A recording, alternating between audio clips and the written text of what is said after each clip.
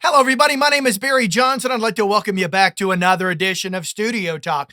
Today, we're going to do my second video, this time using an M1 native Apple Silicon DAW, as well as nothing but M1 native Apple Silicon plugins. All right, with the MacStudio Ultra. Are you ready for it? Let's get to it.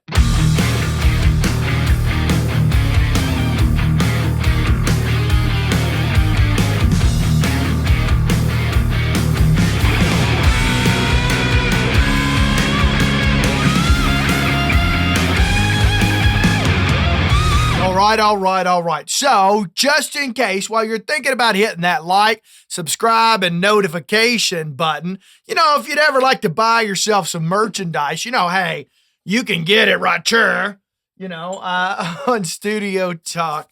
There's a link to it down in the description below. If you want to go buy something, a shirt, a cup, a mug, I don't care. If you don't want to buy it, I don't care either. I ain't making any money on it. I've got it priced to where I make like 5 cents on each thing, so I could just get products in your hands. I could care less about making any money on it, at least at this stage, because I don't think anybody wants any of it. But anyway, so here we are. I'm over in Logic Pro. I'll be showing you that in a second. So again, let's kind of recap what we're about ready to do. I did this video right here. Oh, let me get my finger up. That video right there.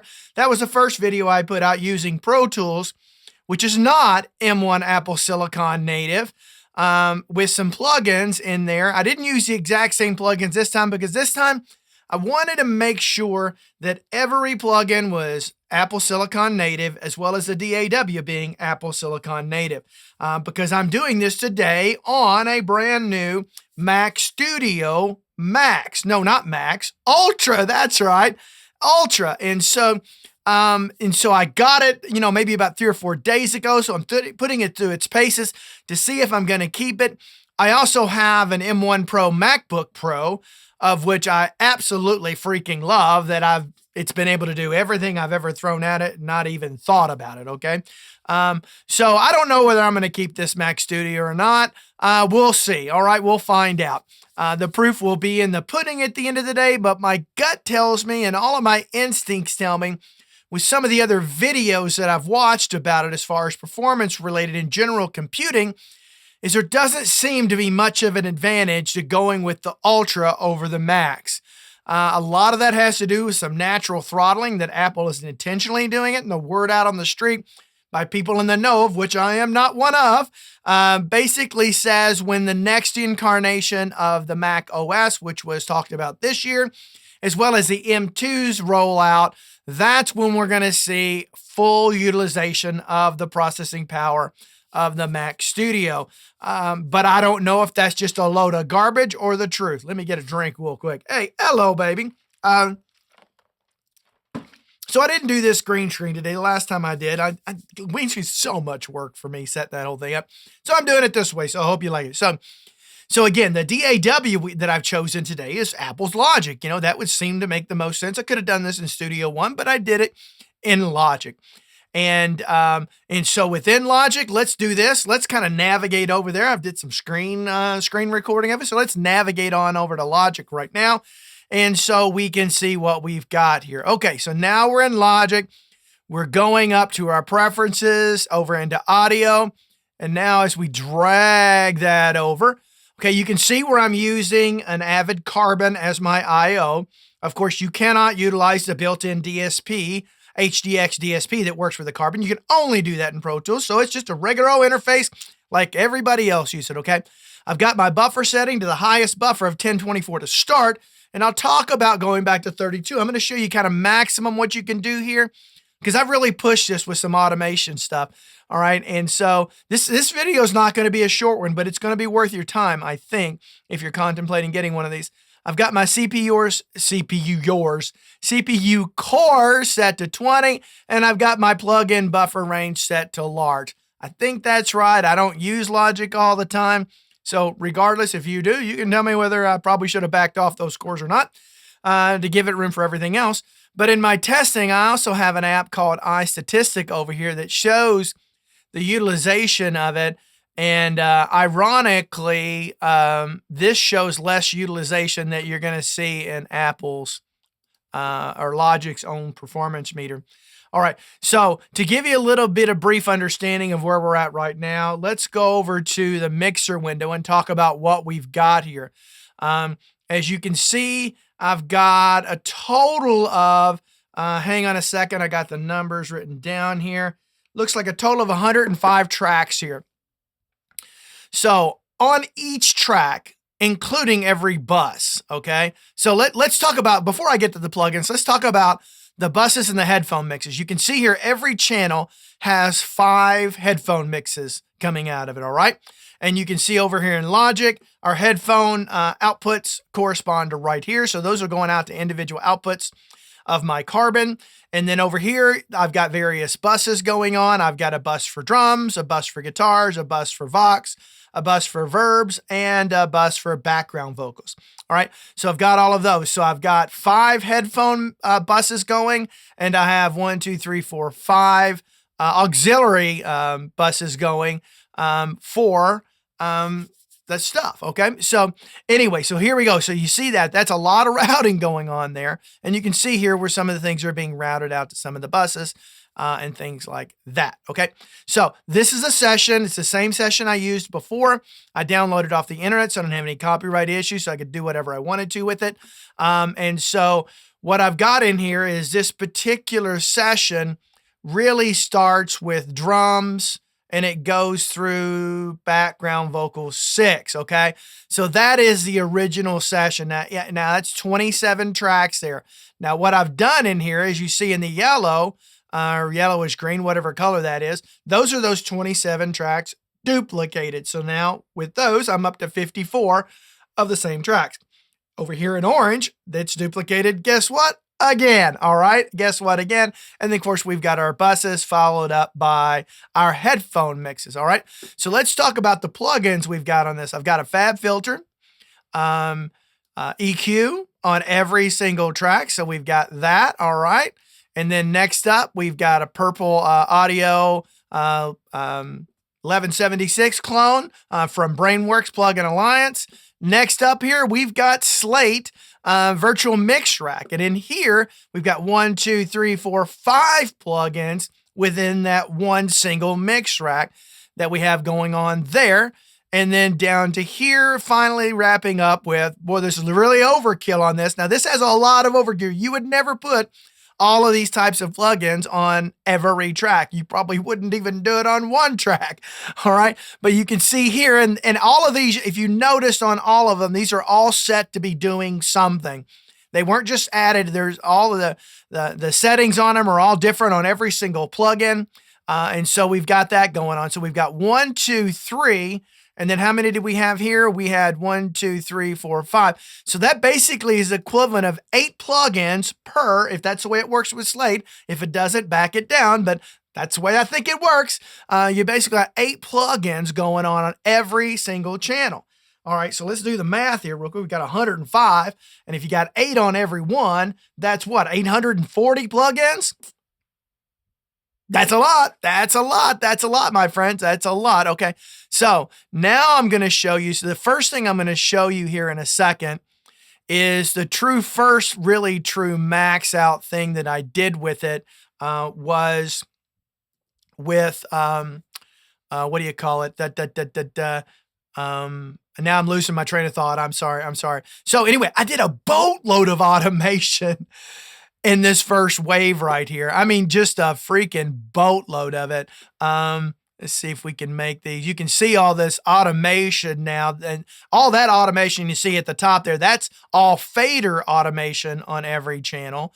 In addition to fader automation on every channel, on every plugin, I've got some type of automation going all at the same time is all these fader adjustments. So I've got let's see for this. Now I couldn't get all of the tracks going. And now this is at a 1024 buffer right now, because so this is a mix strategy at this point. Okay. Now I couldn't get all of the 107. Let me pull my phone back up here. Yeah. 105 tracks, done, with all of that automation. You're going to see it's crazy automation. You'd never do this kind of automation ever. All right. But I did get it on 54 of them. So 2 sessions of it, I was able to get it. So 54 has all of this automation that you're about ready to check out. Gracie, where have you been lately? I'm alone here waiting for your call. You're probably somewhere high and low, pining for a way to slow your fall. I know you got a funny way of showing. All right, so you see all that automation happening. Gracie, where have you been lately? I'm alone here waiting for your call. You're probably somewhere high and low, pining for a way to slow your fall. I know you got a funny way of showing all the ways you cope with being free. Gracie, where have you been lately? I'm alone here waiting for your call. You're probably somewhere high and low, pining for a way to slow your fall. I know you got a funny way of showing all the ways you cope with being free. Gracie, where have you been lately? I'm alone here waiting for your call.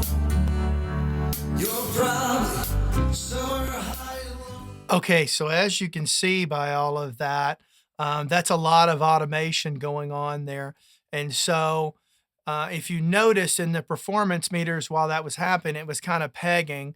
And so that was pushing it. I really couldn't go any further, and I had to disable 27 tracks to get that part to play. So I'm going to turn my automation viewer off so I don't have to look at that anymore.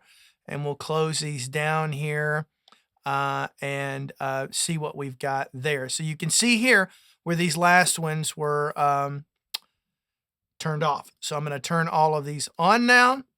And then I'm going to go back over here and start actually over here somewhere. So now we're back to 105 tracks, and I'm going to start it right here. And we'll let this play for a second.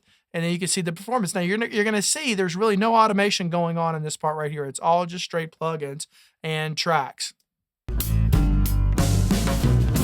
I hope you're dancing in the sunshine, and that smile don't leave your face. 'Cause the way that things been going, things may never change. Grace,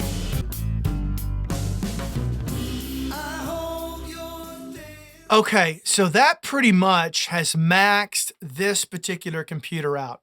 To kind of recap again, it's 105 tracks, which would mean 840 plugins happening, and some of those plugins are quite a bit processor intensive. Some of them not so much, so it depends on which one. But that can give you an idea of what you could do.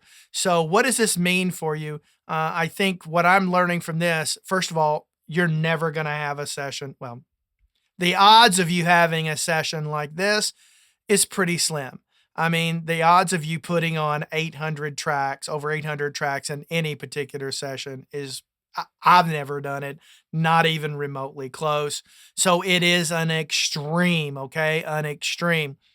Also, the level of automation that I had going on, it was all nonstop on all 800 plugins and all, no, not that at point. I guess it was 54 tracks when I was doing the